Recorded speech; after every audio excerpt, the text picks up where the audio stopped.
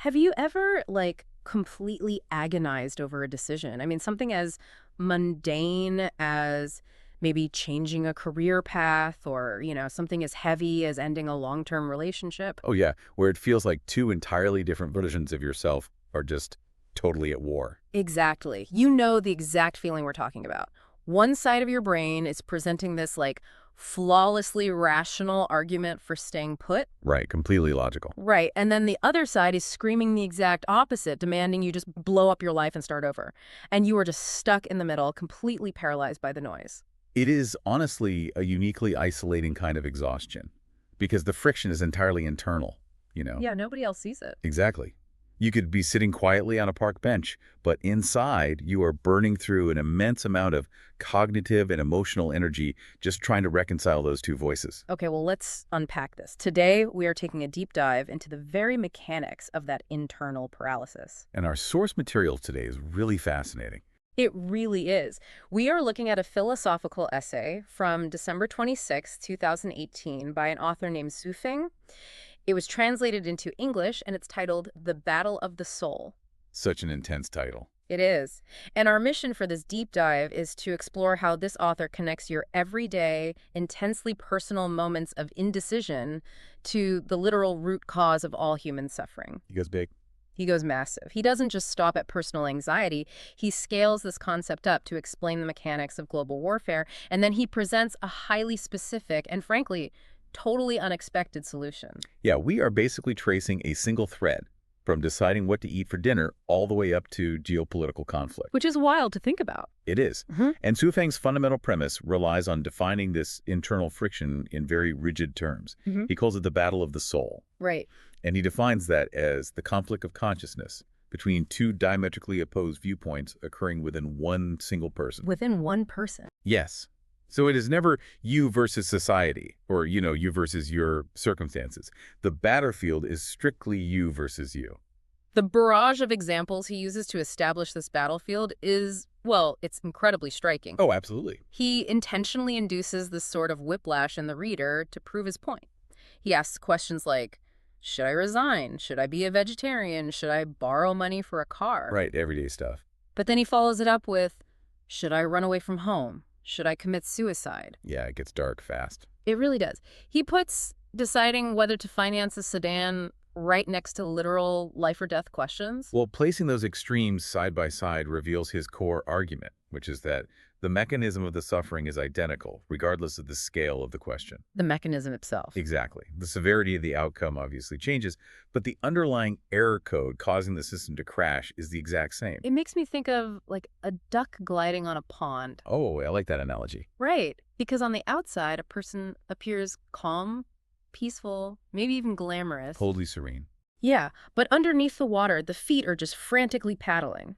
The author actually describes it as a cruel battle of life and death, where the heart is bleeding and anger is burning. And that is a phenomenal way to visualize it because Su Feng paints a rather grim reality of what happens when those two opposing sides refuse to yield. What does happen, according to him? He argues that even if you manage to force a decision, say you finally decide to buy the car or quit the job, you only buy yourself a very brief window of inner peace. Just a temporary fix. Right, it's a temporary ceasefire. You relieve some surface-level mental stress, but the opposing value system is still installed in your head, just waiting for the next conflict. So the war just goes dormant. But wait, what happens when neither side wins? The text explores the scenario where those conflicting views are perfectly evenly matched, right? Yes, when you are in a total deadlock, Right. when neither side can take control, the machine starts breaking down physically. The author states the result of this chronic deadlock is physical sickness, becoming totally dispirited, or even suicide. Yeah, and he anchors this extreme philosophical claim with a pretty sobering statistic, noting that 1 million people die by suicide globally every year. That's a heavy number. It is. And in his framework, he categorizes those individuals as the tragic losers of this internal battle. The conflict of consciousness simply overwhelmed them. That reframes indecision completely. Doesn't it? Yeah, it elevates it from, like, a quirky character flaw to a genuine existential threat. We aren't just being indecisive, we are enduring a systemic failure. Exactly. But what's fascinating here is the natural question that follows. Like, Why do we accumulate these conflicting views in the first place? Right, how do we get infected with these diametrically opposed viewpoints? Yeah. Well, Shufeng theorizes that this isn't a biological glitch, but rather a clash of values. He posits that every battle of the soul is essentially a trade-off. A trade-off. Right. Whenever you encounter a problem, your underlying values dictate your available choices. Let's look at his vegetarian example again. Okay, let's do it. One value system you hold says that all life is sacred and causing harm to animals is wrong. Makes sense. But then another value system you hold says that human health requires traditional dietary habits, or that, participating in your culture's culinary traditions is really important. You're right. The social aspect. Exactly. If you genuinely hold both values, you are fundamentally unable to choose. The trade-off is just too costly.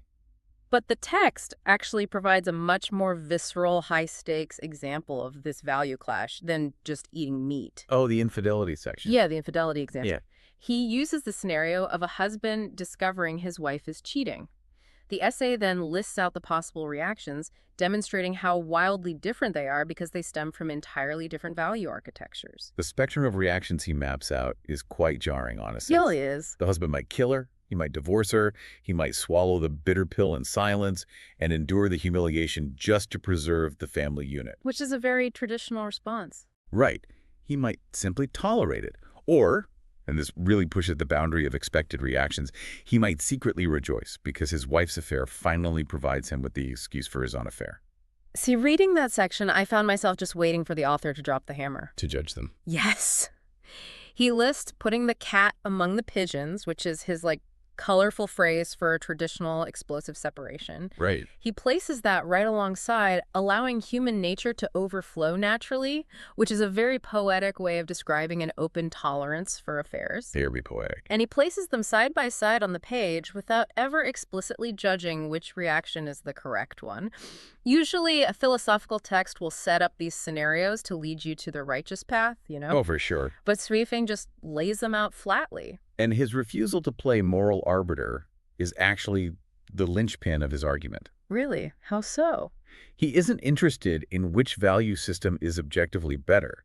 He is demonstrating that the psychological torture doesn't actually come from the betrayal itself. Okay. The agony comes from the inability to choose between the value systems reacting to the betrayal. Oh, I see. If you are a strict traditionalist, you file for divorce.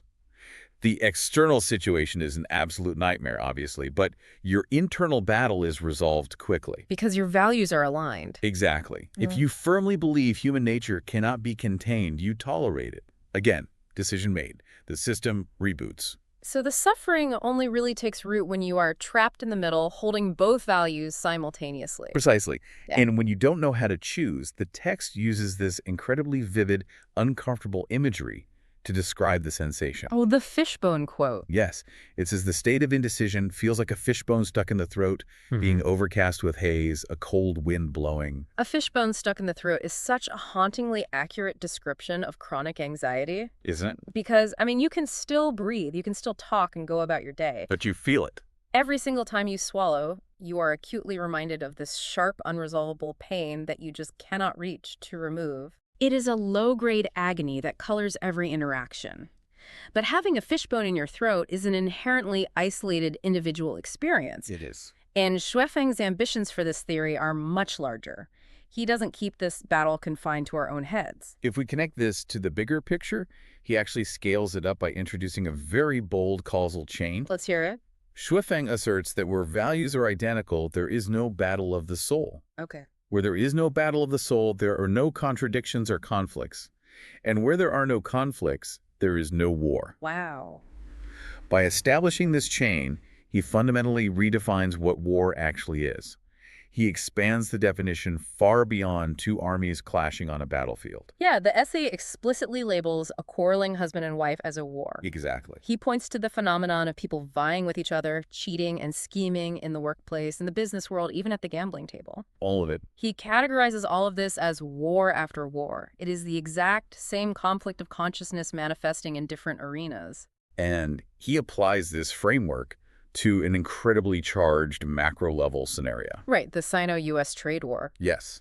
And just a quick note to you listening, both of us want to explicitly state that we are maintaining strict impartiality here. Absolutely. We are not taking any political sides, right or left. We are merely reporting the author's philosophy to understand his points. Exactly. We're just looking at his framework. And according to his essay, if you look at the surface of the trade war, it appears to be a war caused by an imbalance of trade, tariffs, and supply chain disputes. The usual stuff. Right. But in essence, he claims it is a war between two entirely different systems, and the foundation of those systems is a fundamental difference in values. This is where the underlying mechanism of his theory gets really fascinating to me. Like, how does an individual's internal value system scale up to international tariffs? It's a huge leap. It is, but it's basically a massive game of magnification. Let's say you have an individual who values aggressive competition and individual liberty over communal harmony. That individual builds a company based on those values. That company influences an entire market. That market shapes the national economy, and that economy dictates the nation's foreign policy. I see the progression. Right. And then on the other side of the globe, an entirely different core value has scaled up into a competing national policy. So when those two nations collide over trade, Schueffing is arguing that you aren't watching a disagreement over the price of steel. No. You are watching two massive codified value systems colliding. Exactly. It is the exact same mechanism as the husband agonizing over whether to divorce or tolerate his wife, just multiplied by billions of people and armed with geopolitical leverage. Which means the core of all wars, from the boardroom to the international border, is just the internal battle of souls projected outward. It is a staggering proposition. It really is. The chaos of the entire world is just a macrocosm of those two conflicting values crashing. Naturally, when you reach this point in the text, you start looking for an escape hatch. Oh, for sure. You want a way out. If my internal friction is the spark for global warfare, how on earth do we shut the machine down? How do we stop the battle? Yeah, how do we escape this? Well, Schueffing provides an extensive checklist of false cures first.